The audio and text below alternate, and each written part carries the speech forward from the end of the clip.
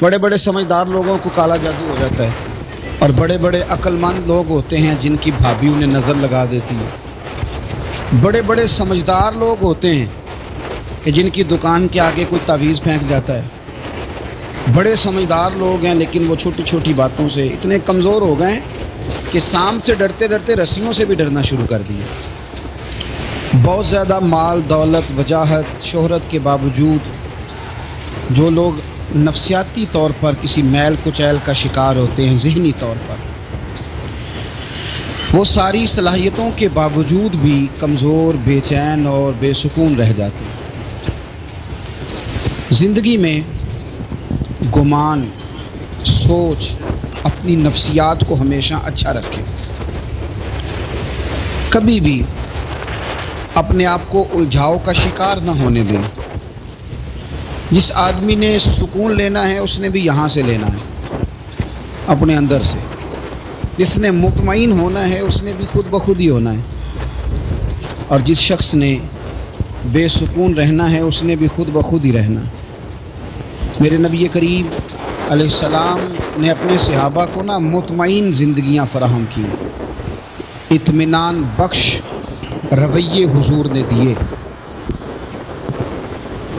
آپ غور فرمائیں گے کہ غریب ترین صحابہ بھی جب کوئی ان سے پوچھتا تھا کیفیت کیا ہے تو وہ کہتے تھے الحمدللہ، اللہ نے ہمیں نبی کریم کا غلام بنا دیا۔ اب ہم خود اپنے آپ کو اتنا نفسیاتی طور پر کمزور کر لیتے ہیں، سوچ سوچ کے کہ فلانا بڑا ہو گیا ہے میں چھوٹا رہ گیا ہوں، فلاں آدمی آگے نکل گیا ہے میں پیچھے رہ گیا ہوں۔ یہ چیز انسان کو کمزور کرتی ہے۔ انسان اگر یہ تصور کر لے کہ جو میرے حق میں بہتر تھا میرے رب نے مجھے عطا کر دیا ہے، اسے سکون نصیب ہوتا ہے، پھر نفسیاتی مسائل ختم ہوتے ہیں۔ رات سورت واقعہ پڑھے، صبح سورہ ملک پڑھے، دن کے وقت سورت بقرہ پڑھے۔ میرے نبی پاک صلی اللہ علیہ وسلم نے فرمایا جس گھر میں سورت بقرہ پڑھی جائے جن تو کیا شیطان بھی دوڑ جائے۔ تو کوئی جادو اثر کر سکتا ہے؟ تو ان وظیفوں پہ عمل کریں جو نبی پاک صلی اللہ علیہ وسلم نے ہمیں عطا کیے ہیں۔ ایک حدیث ہے ترمذی شریف کی، اسے یاد کر لیں، بڑا نفع دے گی۔ میرے نبی کریم علیہ السلام نے فرمایا اگر ساری دنیا مل کے بھی تیرا نقصان کرنا چاہے تو جب تک رب کی مشیت نہ ہو تیرا نقصان ہو نہیں سکتا۔ ختم ہو گئی بات، باہر آ جائیں اس چیز سے۔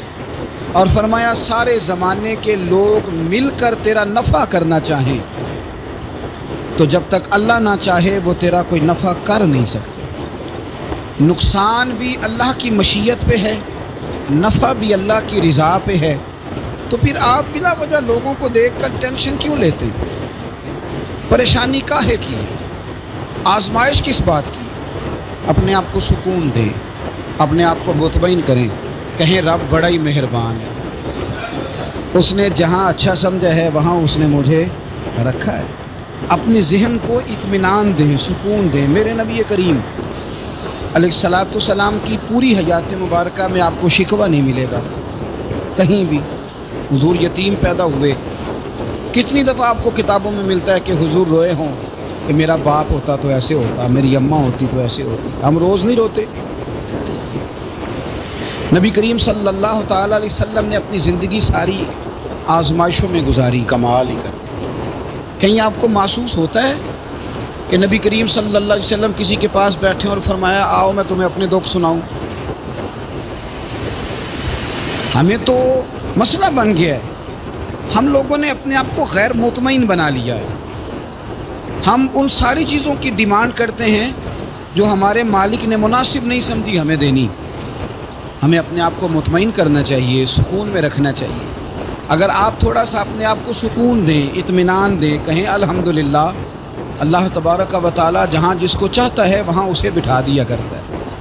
پھر ہم لوگوں کا منصب چھیننا چاہتے ہیں، حسد کرتے ہیں، بغض پیدا ہوتا ہے، عداوت پیدا ہوتی ہے، نقصان ہوتا ہے۔ فطری طور پر جو صلاحیتیں اللہ نے دی ہوتی ہیں ان کو بھی زنگ لگ جاتا ہے، زنگ لگنے لگتا ہے ان سب چیزوں کو جو اللہ نے اپنے فضل سے ہمیں دی ہوتی ہیں۔ تو بات کو یاد رکھیں، زندگی میں آپ مطمئن ہو جائیں کہ رب کریم نے جو دیا ہے وہ کمال ہی دیا ہے، کمال ہی۔ حضور کی ایک زوجہ محترمہ تھی تو ان کے ہاتھ ذرا لمبے تھے، مومنوں کی ماں،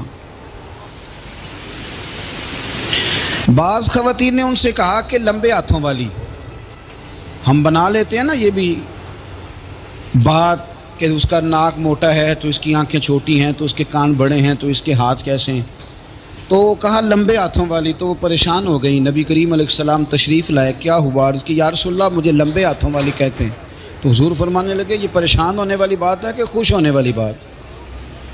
یا رسول اللہ کیا مطلب؟ فرمایا تو کہہ کہ رب نے لمبے ہاتھ اس لیے دیے ہیں تاکہ میں سخاوت زیادہ کر سکوں، میں سخاوت زیادہ، یہ جو میرا چہرہ ہے نا، یہ جو آپ کا چہرہ ہے، یہ آپ کی چاہت ہے کہ اللہ کی؟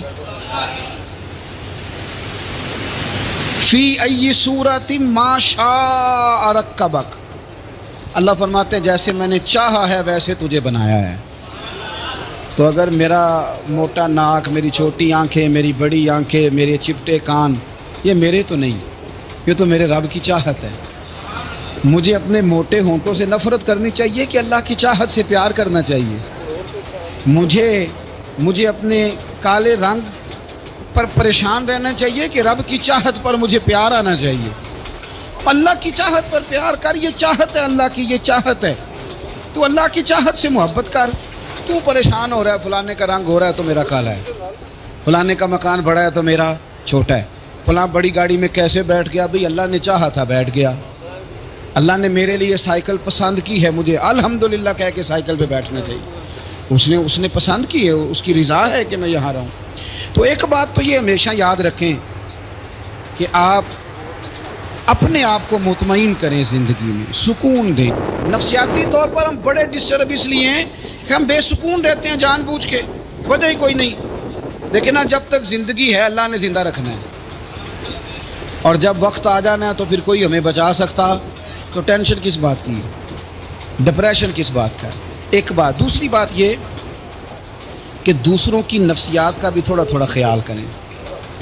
ہم پتہ کیا چاہتے ہیں؟ سارے میرے مطابق چلیں، پھر نفسیاتی مسائل پیدا ہوتے ہیں۔ میرے ساتھ اگر 100 بندہ پیار کرتا ہے تو ان کے مطالبے الگ الگ ہیں۔ کوئی کہتا ہے جناب کو پیار ہی کرنا چاہیے، ہر ایک سے مسکرا کے ملنا چاہیے، کوئی کہتا ہے حضرت صاحب اتنا بھی پیار کریں تو لوگ نگل جاتے ہیں، تھوڑی ڈنڈی پٹی بھی ہونی چاہیے۔ دونوں قسم کے لوگ ہیں نا جی۔ ایک وہ شخص ہے جو کہتا ہے اتنا بڑا مجمع ہے تو 2 سیکیورٹی گارڈ بھی ہونی چاہیے۔ تیسرا کہتا ہے جی عجیب عجیب لگتا ہے، گارڈ رکھے ہوں کسی بندے نے، کسی بڑے آدمی۔ تو یہ ہر بندے کا مطالبہ۔ اب آپ نے کیا کرنا ہے؟ آپ نے لوگوں کے مزاج کی رعایت کرنی ہے، جہاں تک آپ پیار کر سکے آپ نے کرنا ہے، جہاں تک محبت کر سکے آپ نے محبت۔ نبی پاک نا بچوں کے مزاج کا خیال کرتے، چھوٹے بچوں، حضور پاس سے گزرتے تو فرماتے السلام علیکم۔ ایک بچے نے نا حضور کے کپڑوں پر پیشاب کر دیا تھا، اس کی ماں پریشان ہو گئی، بخاری ہے۔ یا رسول اللہ وہ بچہ تھا پتہ نہیں چلا، تو نبی پاک فرمانے لگے کیا ہو گیا؟ وہ بچہ ہے، اللہ نے پانی پیدا کیا نا، ابھی اس پہ پانی بہائیں گے سب ٹھیک ہو جائے گا۔ وہ بچہ ہے، لیکن حاجی صاحب گھر میں بگڑ جاتے ہیں، پوتا اگر پیشاب کرتے کہتے ہیں میں نماز پڑھنی ہوں، بگڑ جاتے ہیں۔ پیر صاحب بگڑ جاتے ہیں اس بات پہ، علامہ صاحب بگڑ جاتے ہیں، سیٹھ صاحب کہتے ہیں پتہ ہی نہیں بچے نے پیشاب کر دیا ہے۔ حضور نے فرمایا کہ بچہ بچہ ہوتا ہے، وہ چھوٹا ہے، اس کا ایک مزاج ہے، اس کا ایک مطالبہ ہے۔ اب آپ یہ کہیں کہ وہ بڑا مجھے پاک صاف سمجھتا ہے تو اس رویے کریں گے۔ نبی کریم کے غلام کے بیٹے ہیں حضرت اسامہ بن زید، نواسوں کی بات نہیں سنا رہا، زید بن حارثہ حضور کے غلام تھے، ان کے بیٹے ہیں، چھوٹی عمر تھی، ناک بہ رہا تھا۔ ویسے دادا جی ناک صاف کر دیتے ہیں پوتے کا؟